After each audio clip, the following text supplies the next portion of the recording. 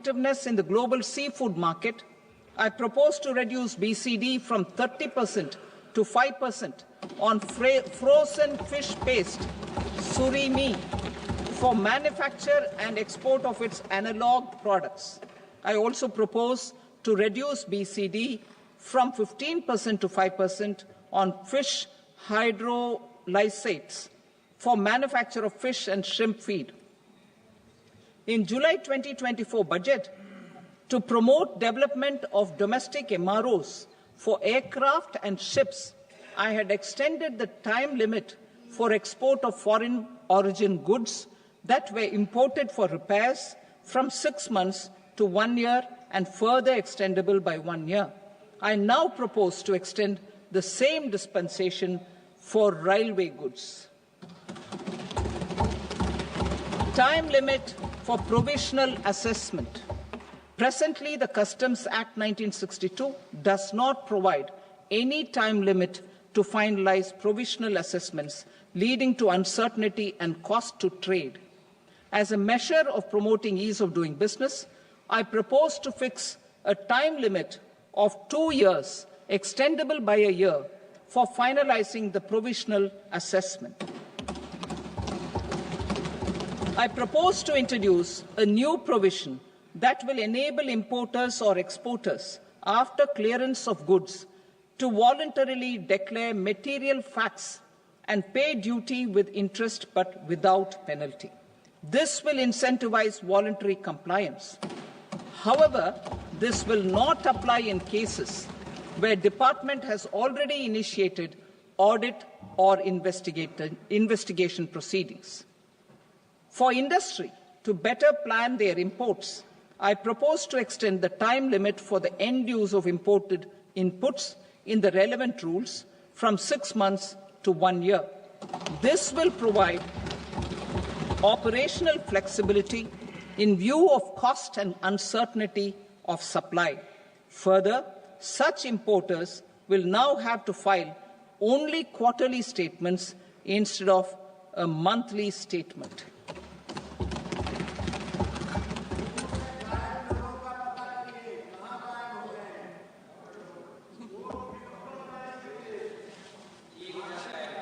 I now come to my direct tax proposals. In Part A, I have briefly underlined taxation reforms as one of key reforms to realize our vision of Vikasit Bharat. In respect of criminal law, our government had earlier ushered in Bharatiya Nyaya Sanhita, replacing Bharatiya Danda Sanhita. I am happy to inform this august House and the country that for new income tax bill will carry forward the same spirit of Nyaya in its drafting as well. The new bill will be clear and direct in text, with close to half of the present law in terms of both chapters and words. It will be simple to understand for taxpayers and tax administrators, leading to tax certainty and reduced litigation. Reforms, however, are not a destination. They are means to achieve good governance for our people and economy. Providing good governance primarily involves being responsive. The Tirukural captures this in verse 542, which reads, "Vaanokki vaazhum ulagallam, mannavan kol nokki vaazhum kudi," meaning, just as the living beings live expecting rains, citizens live expecting good governance.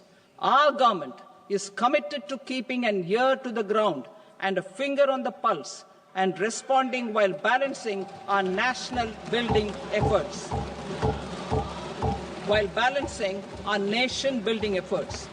The following measures will detail just how our government will, under the guidance of PM Modi, has taken steps to understand and address. I repeat that sentence, sir. The following measures will detail just how our government, under the guidance of PM Modi, has taken steps to understand and address the needs voiced by our citizens. My tax proposals are guided by this spirit. The objectives of my proposals are as follows. Personal income tax reforms with special focus on middle class. Rationalization of TDS and TCS for easing difficulties. Encouraging voluntary compliance. Reducing compliance burden. Ease of doing business. Employment and investment. I will come to my proposal on personal income tax towards the end.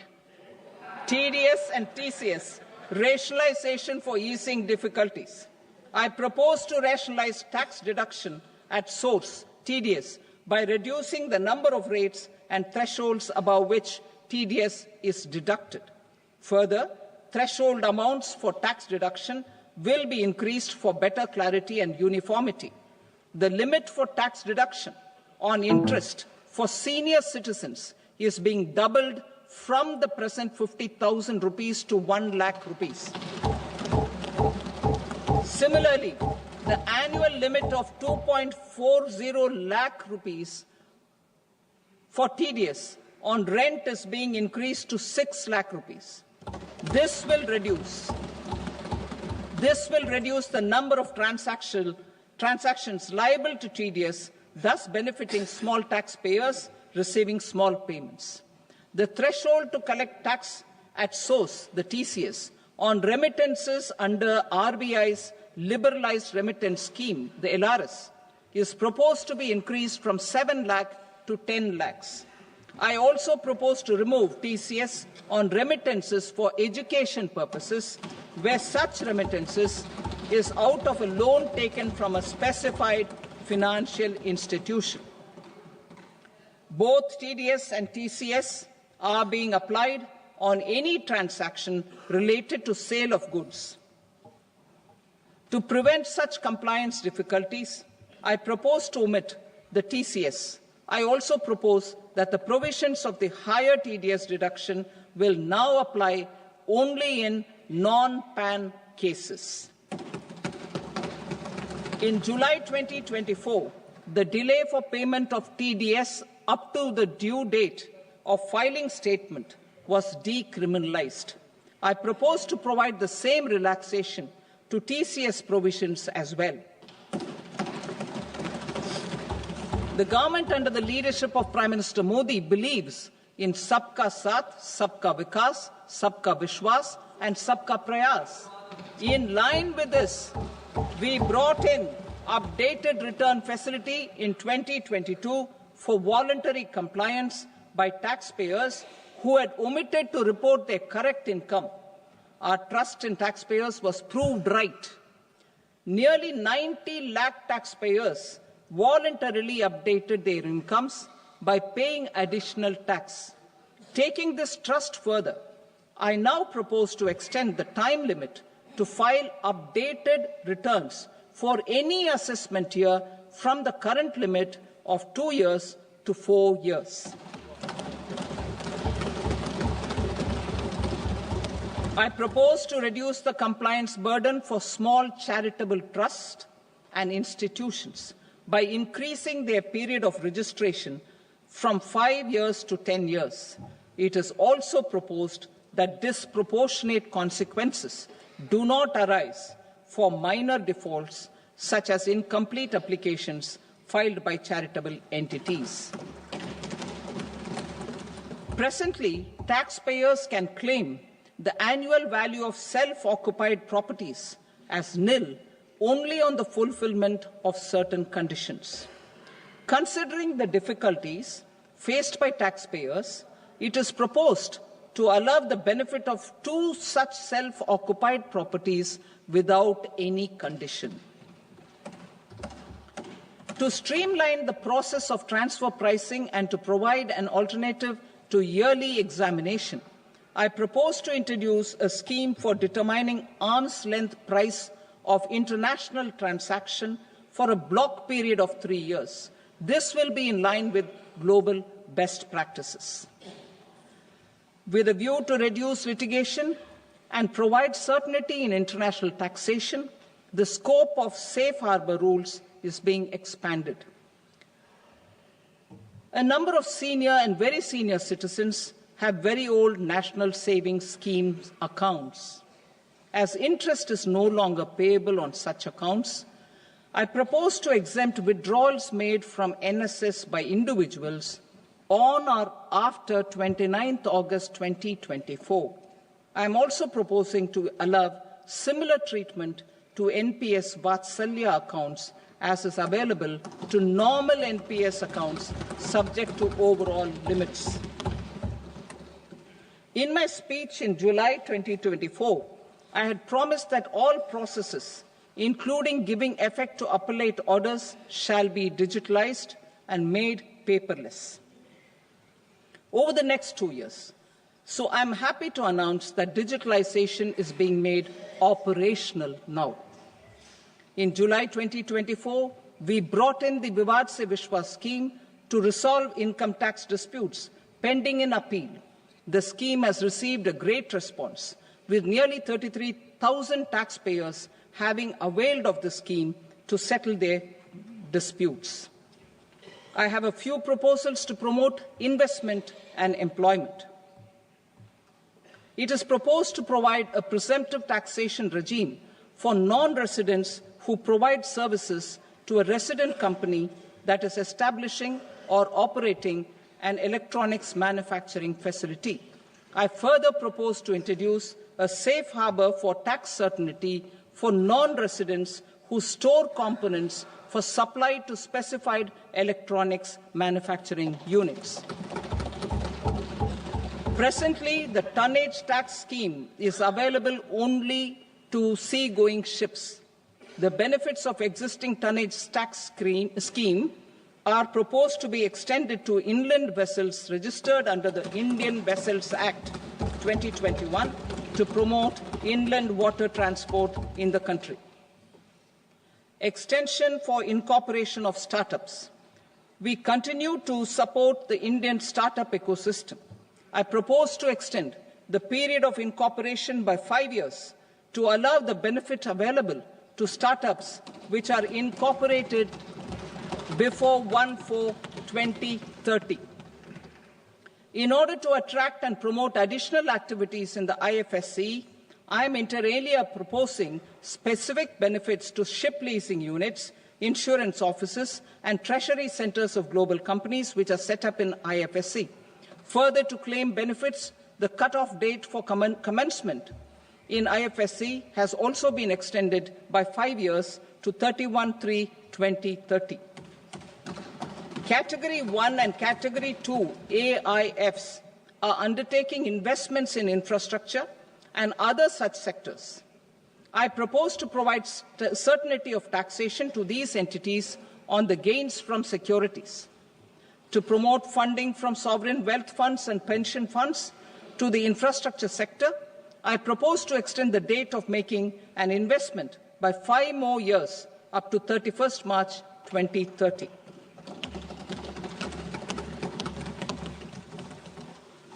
Personal income tax reforms with special focus on middle class. Democracy, demography, and demand are the key support pillars in our journey towards Vikasit Bharat. The middle class provides strength for India's growth.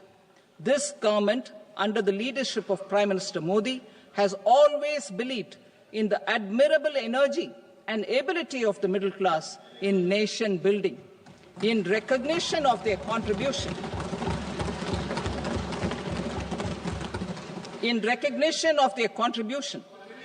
we have periodically reduced their tax burden. Right after 2014, the nil tax slab was raised to 2.5 lakhs of rupees, which was further raised to 5 lakh rupees in 2019 and to 7 lakh rupees in 2023. This is reflective of our government's trust on the middle class taxpayers. I am now happy to announce that there will be no income tax payable up to income of 12 lakh rupees.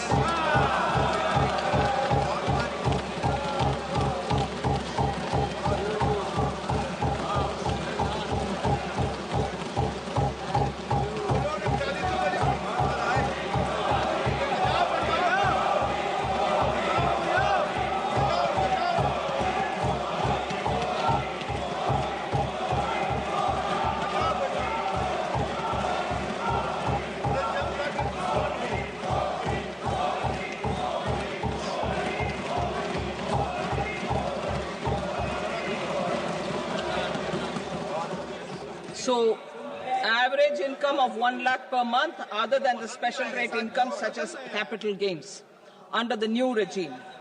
This limit will be 12.75 lakh for salaried taxpayers due to the standard deduction of 75,000.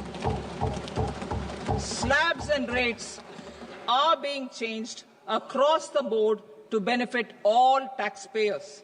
The new structure will substantially reduce the taxes of the middle class and leave more money in their hands, boosting household consumption, savings and investment. In the new tax regime, I propose to revise tax rate structures as follows. 0 to 4 lakh rupees nil, 4.8 lakh rupees to 4 to 8 lakh rupees 5%, 8 to 12 lakh rupees 10%, 12 to 16 lakh rupees 15%, 16 to 20 lakh rupees 20%, 20 to 24 lakh rupees 25%, and above 24 lakh rupees 30%. To taxpayers up to 12 lakh of normal income other than special rate income such as capital gains. I read that again. To taxpayers up to 12 lakh of income other than special rate income such as capital gains, tax rebate is being provided in addition to the benefit due to slab rate reduction in such a manner that there is no tax payable by them. The total tax benefit of slab rate changes and rebate at different income levels can be illustrated with a few examples. A taxpayer in the new regime with an income of 12 lakh rupees will get a benefit of 80,000 rupees in tax, which is 100% of tax payable as per the existing rates. A person having income of 18 lakh rupees will get a benefit of 70,000 rupees in tax, that is 30% of tax payable as per existing rates. A person with an income of 25 lakh gets a benefit of 1,10,000 rupees, that is 25% of his tax payable as per existing rates. Details of my tax proposals are given in the annexure. As a result of these proposals, Honourable Speaker, sir, revenue of about 1 lakh crore in direct taxes and 2,600 crores in indirect taxes will be foregone. Mr. Speaker, sir, with this, I commend the budget to this august House.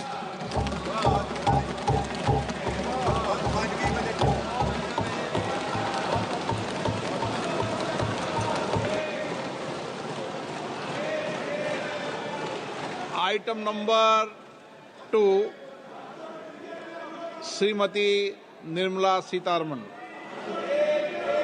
Sir, with your permission, I rise to lay on the table the following statements under Section 3(1) of the Fiscal Responsibility and Budget Management Act 2003, medium-term fiscal policy cum fiscal policy strategy statement and macroeconomic framework statement. Item number 3, Srimati Nirmala Sitharaman. Sir, with your permission, I rise to move for leave to introduce the Finance Bill 2020.